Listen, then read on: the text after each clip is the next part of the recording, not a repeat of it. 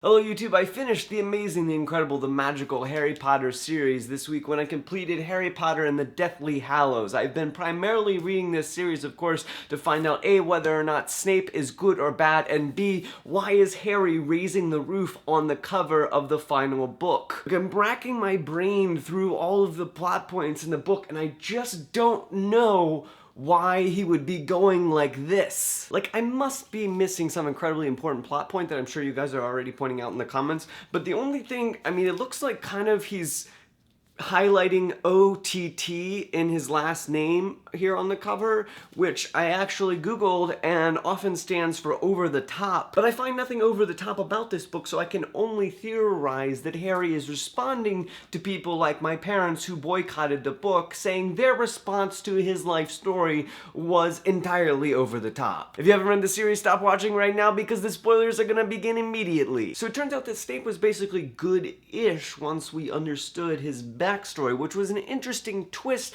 because once we understood Dumbledore's backstory, we discovered that he was not bad per se, but I would say he had a more shall we say, dubious youth than did Snape. At any rate, I found the revelation of Snape's backstory to be incredibly satisfying, because I found the series to be filled with great character development, and by character I mean both in the literary sense and in the moral sense. The people that inhabit this story are filled with or learn lessons of great moral rectitude. Moral rectitude, is that even a word? How many times did you cry during the final book? The time I cried was when Harry used the resurrection stone not to, as Dumbledore points out, bring back people who are dead for his own amusement or personal emotional fulfillment, but to help him have bravery in a time of great fear and trepidation. And then when his parents come back,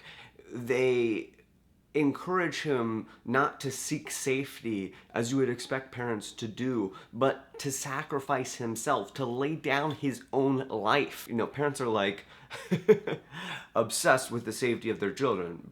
Just biologically, that's what parents do. They try to protect their children. And so to see Harry's parents come back and encourage him to die so that others might live was just really touching to me. When I look at the series as a whole, and especially when I look at this last book, what I am most impressed by and eager to express is the amazing, the masterful planning that went into this book. And we're talking about thousands of pages that were clearly entirely planned out in advance by J.K. Rowling. It is amazing the way she puts all the pieces together. Like, sometimes you're reading a fantasy series, I don't want to point out any particular names, but Game of Thrones, and you get the feeling like, I think the author is just making this up as he goes along. I mean, seriously, the Harry Potter series has so many character arcs. I'm talking more arcs than someone who has beaten every level of every edition of Angry Birds. More arcs than all of the unsold DVDs in the world of Russell Crowe's movie Noah. More arcs than are contained on the pages of an entire high school geometry textbook. More arcs than are stacked in the to-be-read pile of a professional book reviewer's desk. Speaking of arcs or advanced review copies, I was lucky enough to receive, and I've mentioned this before, but I will mention it again,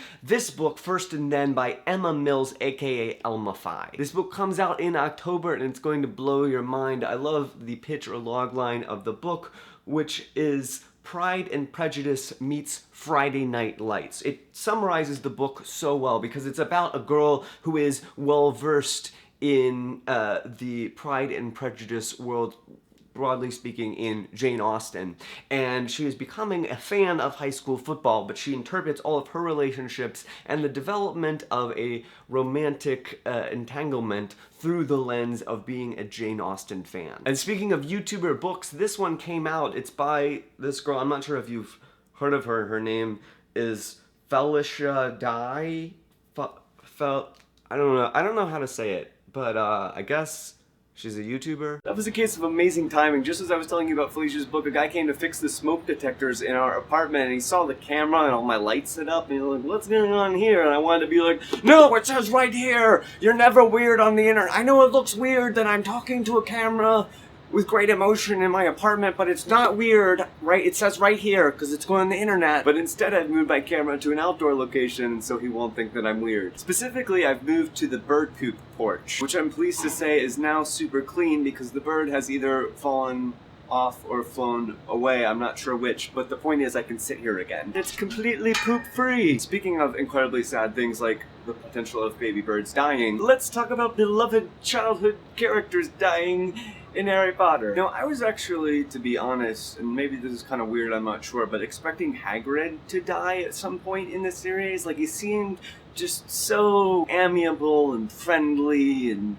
hearty, and yet also at the same time he's always kind of like making mistakes and he doesn't quite understand what's going on and always hanging out with these dangerous creatures. I just thought, this guy, I mean, he's gonna die. I just know it. Like every book I was like, this is gonna be the one Hagrid dies. No, this, okay, the next one will happen. The final book I was like, alright, well, he's gotta die soon. And then it turns out he never died. And who dies completely unexpectedly? Fred, like this ancillary character who's so funny, and he's like, he and his twin are like the heart and soul of the humor of the book, and all of a sudden he died. Like, I should have seen that coming, but I didn't, and it just, that was a devastating blow. Topped in the series perhaps only by the death of Sirius Black, which for some reason really hit me hard. I guess maybe because he had become such an important person in Harry's life. Harry's an interesting protagonist because if you think about it, he doesn't have that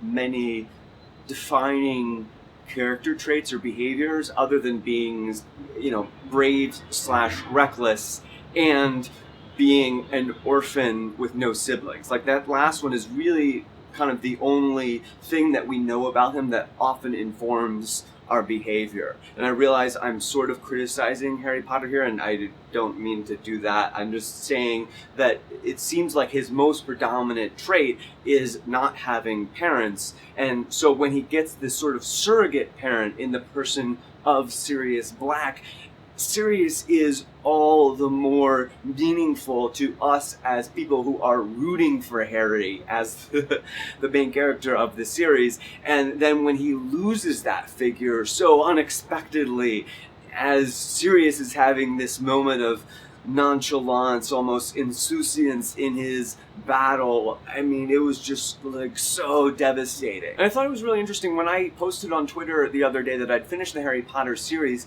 The most frequent thing that you guys talked about were the characters whose deaths had the biggest impact on you, and asking me which character deaths had the biggest impact on me, which I think tells us how well crafted, again, this series was, that these characters, in many cases from your childhoods, maybe 5-10 years ago, are still like with you. Their deaths are still impacting you whenever you think about the series. I think it's also impressive how broadly relatable and emotionally significant this series is, in a sense that different people have different opinions about which characters affected them the most emotionally. So let me know in the comments which character's passing affected you the most and why. And now that I'm done with this series, what should I read next, and will I ever find something this good again? Probably not. Man, this video is getting super depressing. Alright, we should hang out sometime at the Deathly Hallows, raising the roof. AMPUTEE.